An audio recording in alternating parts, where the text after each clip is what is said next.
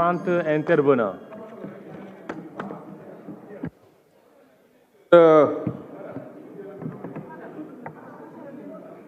sama collègue député maa ngi leen nuyu baax jigéen ñi yi fi nekk ak góor ñi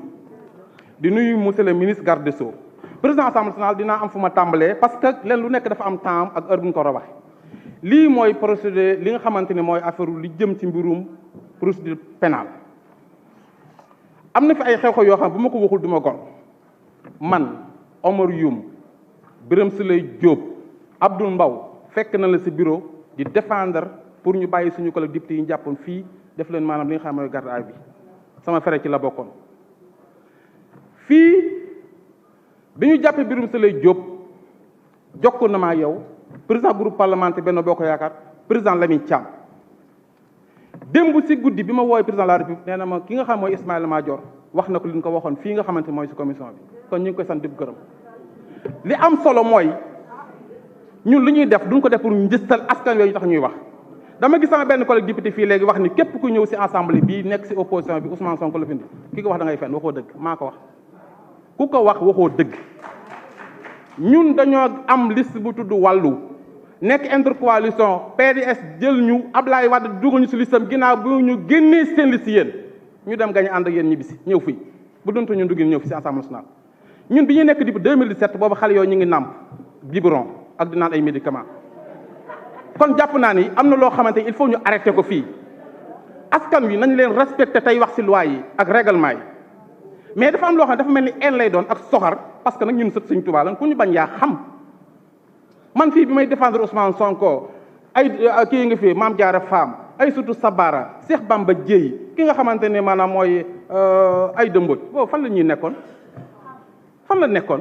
ñu bëgg ñoo rey teel Ablaye Wade li mu fi def kenn def Karim Wade dafa war ñibbisi parce que tey monsieur le ministre am na loo xam c'est une diabolisation la duñ ko accepter parce que diabolisation nit nag pour yàq deram ngir bëgg am ay poids ak ay loo xam ne si dëkk bi la duñ ko accepter Karim Wade doomu président Ablaye Wade la li fi bàyyam def kenn defu ko fi kan moo toj fii ku dul Ablaye Wade fan la keneen toj ñu bëgg ñoo rey wax ju bari secteur pas nañu bàyyi loolu nañu bàyyi nit ñu ànd ñu leen di yàq seen diggante nañu bàyyi soxorante gi tey waxante dëgg Karim Wade du sàcc jegewul sàcc jaaru fa du complot kat du mu complot kat Khalifa Sall du complot kat ñiy complot xam nañu ko te buñ ma taxee wax na dinaa wax de li ma xam bari na de li ma xam bari na buñ ma tax a wax te lu ma waxee àdduna bi tas xam naa baax li may wax te am naa ay preuve maag Barthélémy Dias wax nañ ak keneen ak keneen ak keneen kon nañu moytu monsieur le ministre loi bi dafa am solo parce que loi bi dafa ñëw modification la boo xamante ni 1965 la woon ñëw abrogé li nga xamante ni mooy CREI yi ci li nga xamante ni maanaam moo nekk loi boo xamante ni ñu ngi ko créé woon 1981 article 2 abrogation loi numéro 81-54 10 juillet 1981 boobu waa socialiste yi ma ko sama ñoom mama ñoo ko indi woon tey ñu bàyyi woon ko fa te ci Karim Wade génn ko dikk bi do jabaram faatu mënu koo gis mais kooku ku ko yërëmatul waroo koo xas wala nga wax dara loo xamante ni du dëgg yàlla dogal tey ñu dox ba adduna bi yëpp jox ñu dëgg yéen ngeen xamante ne wax nañ fii kër yi 2017 bala ñu di ko kaas tey ngeen ñëw restaurant wax nañ ñu ko waat ni kat kër yi baaxul nañu kër yi li nga xamante ni mooy maanaam parquet finance te loolu mu bokk suñu programme nga xam lu mooy démocratie yamale jox si bu dëgg tey ñu bëgg ñoo tam ay dëbb pourquoi ñu koy def ngir seen intérêt bopp arrêt ça te damay suul final la mu jeex voilà ndax lu ëpp tuuru parce que nag kenn ku nekk xam nga ki man sa baay kenn ku nekk xam nga ki man sa baay te bu ne sa baay yambar la nga wax te man gaynde laa ku ma dëkk naa la rey wasalaamaaleykum wa rahmatulah jërë ngeen. La parole est à notre collègue Cheikh Aliou Bey. Thierno Alassane Sall le suivant.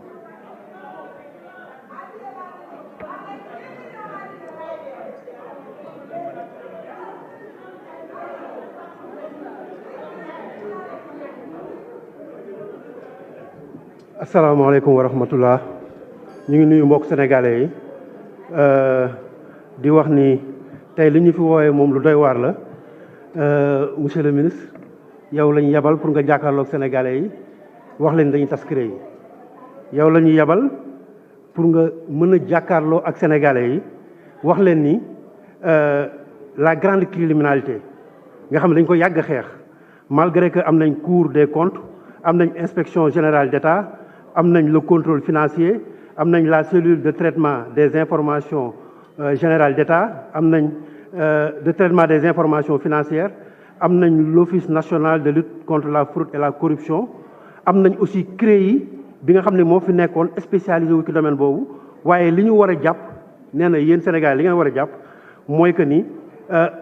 force est de constater que la criminalité financière ne cesse d'accroître maanaam daal càccum xaalis gi ak prédation bi ñu def suñu ressources yi day continuer di yokk ci biir Sénégal te nekk na loo xam ne dafa gën a jafe pour gérer ko donc loolu mooy bi ñu leen joxee réew mi fukki at ak ñaar ba nga xam ni nguur gi dee na yéen a ngi ci sukuraat bi da ngeen di waaj a dem li ngeen jàpp mooy que ni seen liggéey ci wàllu lutte contre la corruption da ngeen ci dafa naax saay ba ngeen bëgg a créer leneen lu bees loo xam ne mooy régler loolu. beneen bi aussi wax nga ni Sénégalais yi ci seen bopp dañoo jàpp ñoom ci seen idée que ni CREI yi nekkul loo xam ne lu baax la jàpp naa ni yéen jàpp na lu baax la bu la ko jox Sénégalais yi parce que Sénégalais yàgg nañu leen wax ni li ngeen di jëfandikoo pour dal ci kaw opposition bi du ay jëfandikoo kaay yu baax léegi nag bu leen dem ba nga xam ne jàpp ngeen yéen reconnaître ngeen ni li ngeen nekkoon du dëgg ay caaxaan la da ngeen doon noot ay nit ci ay dispositifs yoo xam ne baaxuñu jubuñu ba pare tourné waat naan Sénégalais ko wax yéen a ko wax seen wax la il faut l'assumer. beneen bi mooy lépp li nga xam ne jëm na ci wàllu finance pour Sénégalais yi bañ a fàtte da ngeen indi benn loi boo xam ne daf ni dañuy jeexal tey buñ jógee fii bu ko nit ñi wotee que CREI dootul am man nag jàpp naa ni normalement sikkim fekk na dënn normalement nit waruñu la jiiñ noo xóor ñu fekk la ngay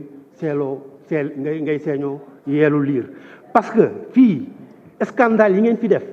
ak seen mal gouvernance du fi jógee ba faw ba abadan te incha allah mënu leen ci rëcc scandale bi jëm ci fonds du plan décennal de lutte contre les inondations 750 milliards mi ngi fii di leen xaar scandale 94 milliards yi ci foncier bi mi ngi fii di leen xaar scandale COUD avec les rapports yu OFNAC yi mi ngi fii di leen xaar scandale Prodac avec le carnage financier des 29 milliards ngeen nekk fi naan loxo bi joxoñ mbir mi moo dëng moo jubbantiku waaye nangam rapport bi ñu wax ko fii pré rapport yi et tout ngeen ciy wéeru di jaar feneen mi ngi fii di leen xaar scandale zircon bi li am jogo Niafran ak li nekk fii ci ñaay bi ce qui s'est passé à Fot nga xam ne ab village um lëmm pour exploiter zircon dañ leen a yóbbu ba pare jël ay peel tibb seeni armeel dem sotti leen ko fañ leen yabal loolu ngeen yaakaar ne di ngeen ci rëcc doo leen ci rëcc Necotrans doo leen ci rëcc ba mukk ArcelorMittal doo leen ci rëcc terre bi doo leen ci rëcc ci scandale boobu terre bi nga xam ne man mii meeru Diamaguène Sicap Mbao li may sotti ci ndox boo xamoon nu mu toll kër yi muy jël ñi nga xam ne bu nawet bi jotee amatuñu jàmm boo demee dëkk ba ñëpp a nga tiit ndax seen terre bi nga xam ne mi ngi jeexal askanu Diamaguène Sicap Mbao te réglé wu leen problème ba léegi la confection des cartes biométriques de la CEDEAO 50 milliards du leen fi bàyyi les visas biométriques avec Big Togo fii la leen fekk mi ngi fi de moo leen ko rëccal de les fonds Covid 1000 milliards loolu moom doy na gàcc nit ñi di dee ngeen ni gunnaanaat le monnayage soppi xaalis ñu bàyyi ko mu tëdd këram impunité du leen fi bàyyi le trafic des passeports sénégalais ñii du leen bàyyi ñu dem les contrats pétroliers et gaziers ak ñoom Franck Timis ak ñoom Olivier Tëmba saay yooyu doo leen ci rëcc doo leen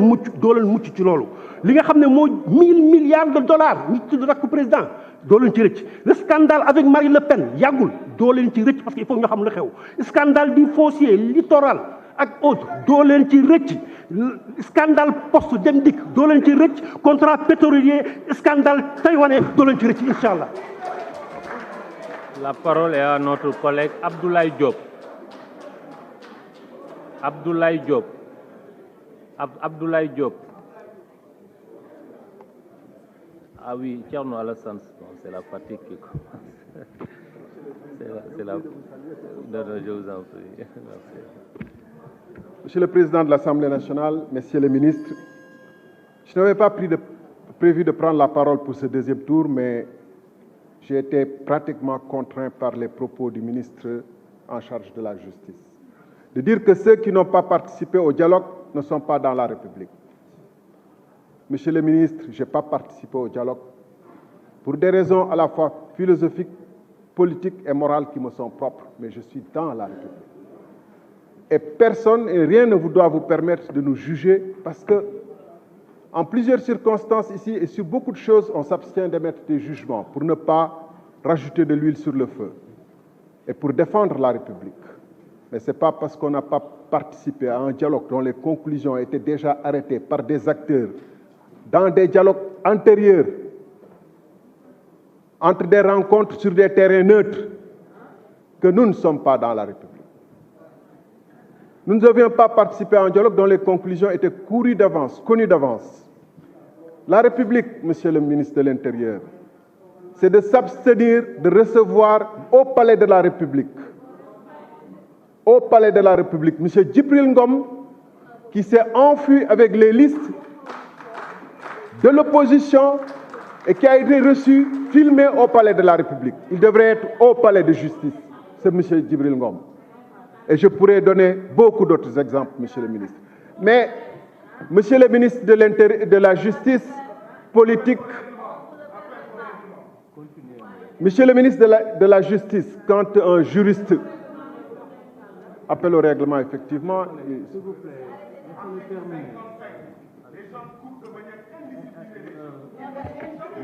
chers collègues, vous n'avez pas la parole. Je ne vous ai pas donné la parole.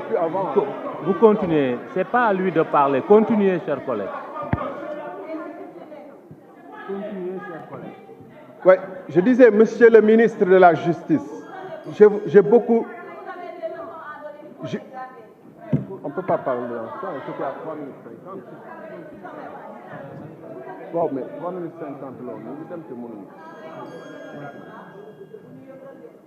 Monsieur le ministre de la Justice, il faut...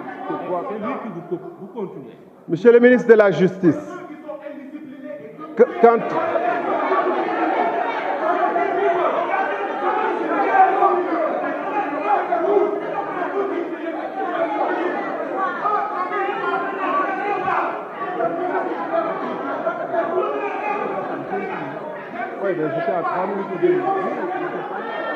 Oui, donc,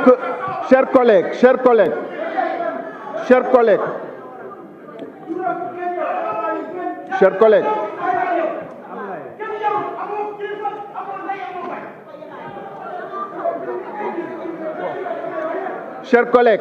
un peu de...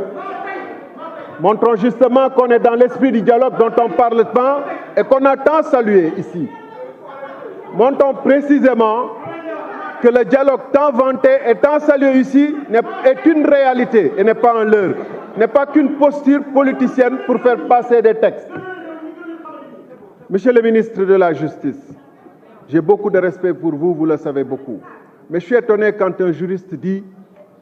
je ne sais pas si c'est le politique qui parle ou le juriste, que tous ceux qui sont en prison sont coupables. Alors qu'il y en a beaucoup qui ne sont pas encore jugés et qui sont dans les liens de la détention provisoire, dont le chauffeur de notre camarade, de notre collègue Djedjou, Bakary Djedjou, qui a été arrêté en même temps que le député Bakary Djedjou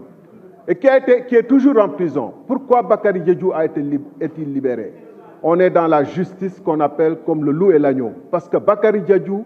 est plus fort que son chauffeur. Est un député, son chauffeur, le pauvre chauffeur, ce n'est pas les mêmes lois qui s'appliquent sur lui. Voilà la justice. Tous ceux qui sont en prison et qui n'ont pas été condamnés définitivement sont supposés être innocents. C'est ça qu'on connaît. Par ailleurs, je ne crois pas que les révisions, le pouvoir de dissolution a été introduit en 1977. Peut-être c'est un lapsus. 67. Eh bien, elle était déjà dans la Constitution de 60, avec une révision du 12 novembre 61. Ensuite, dans la Constitution de 63, et vous-même, vous avez publié un article là-dessus dans un texte, dans un livre qui s'intitule « Les textes fondamentaux de la République du Sénégal » en sa page 60. Vous-même. 63 déjà, et 60, il y avait le pouvoir de dissolution. Et il y avait des verrous extrêmement importants. Pour que le pouvoir de dissolution puisse intervenir, il faut 2 motions de censure. C'est dire qu'on a régressé dans ce pays-là. Quand on veut envisager la dissolution sans aucun prétexte et sans aucune raison. Comme on a régressé, parce que du haut de cette tribune-là, quand on votait la loi de 1981 relative à la CREI, merci, cher il collègue. me reste au moins une minute. Il me reste au moins une minute. Vous n'avez pas la parole. Continuez, chers collègues. On Oui. décompte. Vous avez